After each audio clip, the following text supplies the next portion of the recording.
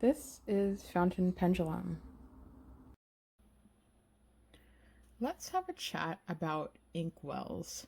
Here I have two inkwells that I was happy to get and use often. The first is an Ink Miser, and the second is a Ferris Wheel Press Carousel Inkwell. Both of these inkwells have pluses and minuses to them, but if you're going to get an Ink Miser, I would strongly recommend getting the clear one so you can actually see your ink level, the color of your ink, how much ink is left, and it just kind of amplifies the inking experience in general when you can actually see the color of your ink, the properties like shimmer, and the amount that you have in your inkwell. Versus the other color that they have is black. And then the Ferris Wheel Press Carousel is a glass inkwell, and it has a brass lid to it. Now you can spin this with your ink so that you can mix up the shimmer and other property particles together when you're using your inks.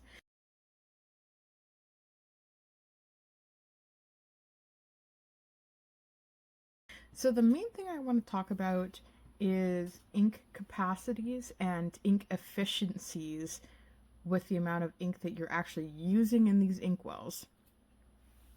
And before we go into that, let's talk about build.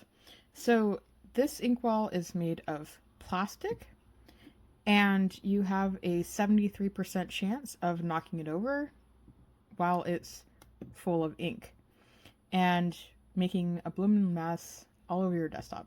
So that's one thing. The bonus is it's very tapered. So I find that very efficient when it comes to being able to put a small amount of ink in here and actually being able to dip your instrument in it and use it. Now, the Ferris Wheel Press Carousel is glass, so it's much more durable. It's extremely sturdy, whether you have it set to its standard setting, a slight tilt, or the maximum tilt. And there is a taper from the underneath, so the ink accumulates around the perimeter of the circle, but it's definitely not as, narrow and deep. So it would require more ink, which we're going to jump into right away with what we're going to do is show some writing instruments and various degrees of ink, 1 milliliter probably up to like 5, / what the capacity of these inkwells is. Here are 5 writing instruments that I would often use in dipping with inks. I have a straight nib holder with a blue pumpkin metal nib. I have a wooden holder again with an oblique with also a blue pumpkin, and number 2 watercolor brush, the Kakamori stainless steel dip nib with a Tachikawa wooden holder, and I have a Hokuro dipped in Fude nib holder also. So let's begin these experimentations with the Ferris Wheel Press Carousel Inkwell, and I don't use my Ink Miser without a wooden stabilizer. I make these myself. They're available in my Webstore, and I'll link it to it below. But this reduces greatly the chance and opportunity that this has to go knocking ink all over your desk, because now there's a significant amount of weight to the bottom. It's much more sturdy. So let's go ahead and start by putting 1 milliliter of ink in each of these vessels. Okay, we have 1 milliliter in each. Let's take a look. So first of all, let's start with the blue pumpkin nib and dip it. And this goes all the way. So we have a basically total saturation of the nib all the way up. So that is fantastic, and this is where the Ink Miser really shines. The fact that you can put a minimal amount of ink into the miser and actually accurately fill up your nib. Now, the carousel in the upright position, I only get the point with any ink in it. That's going to give me maybe a line. Let's put it on the first degree of tilt and then go toward this area where the ink pools a little bit more. And then if I tilt it on the full tilt there and dip it,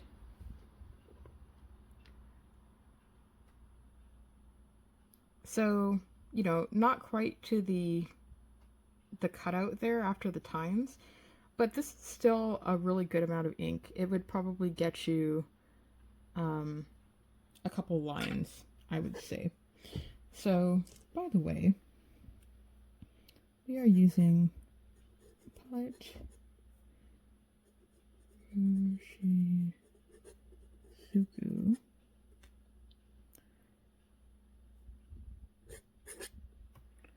Is it Fuyu? Yes. Fuyu Gaki. This paper kind of soaked up all the ink, so I only got 4 words out. But let's go ahead and put another milliliter of ink in. Okay, each one now has 2 milliliters. Here we have the oblique holder, and here we have an issue. I cannot insert my oblique holder in any way into the Ink Miser. So with 1 milliliter of ink, it would have gotten nothing. With 2, I have a small amount for a word or 2. This is one of the benefits of this inkwell. I can submerge a oblique holder in and get a good amount of ink. So now we have the favor for the oblique nibs with the Ferris Wheel Press Inkwell. Now let's go ahead and dip a standard nib in. We already know this is going to go all the way. Let's see about here. It's loading, but it's still not quite reaching the cutout. But still, we're getting a much more generous amount of ink out of it. Let's do 3 mils. Alright, 3 mils. Let's see how we fare.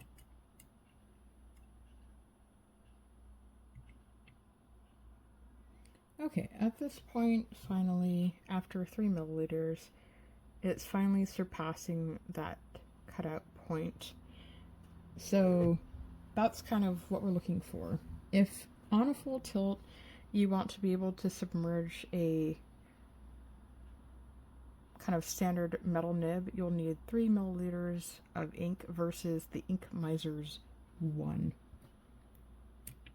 Now, when it comes to the Kakamori dip nibs, because there are channels, cutouts, grooves that run all the way down to the very end of the nib, it really doesn't matter how much ink is in your inkwell. Even if there's a very little, as long as you can get that tip in, you can actually get a decent amount of ink. Then when it comes to the hokoro, you're going to want to get it to breather hole per the instructions. And right at 3 milliliters, it looks like it has just got to reaching, actually surpassing the breather hole. So that is good to know. Now let's talk about capacity. Let's see how much volume we can actually fit into these inkwells. Quite to the brim, it looks like the Ink Miser holds 10 milliliters of ink, though dangerously high. This is the Ferris Wheel Press Inkwell with 10 milliliters also, and that would probably be a safe place to stop if you're keeping the inkwell level. However, if you're planning on having your inkwell at a full tilt, this is quite full, and I would recommend stopping at 5 milliliters of ink. Now, if you're planning on using shimmer ink, you might want to consider getting the Ferris Wheel Press Inkwell. It's designed to spin with the ink in it, which mixes all the shimmer particles in suspension so that when you dip, you'll be getting a more even distribution of those shimmers.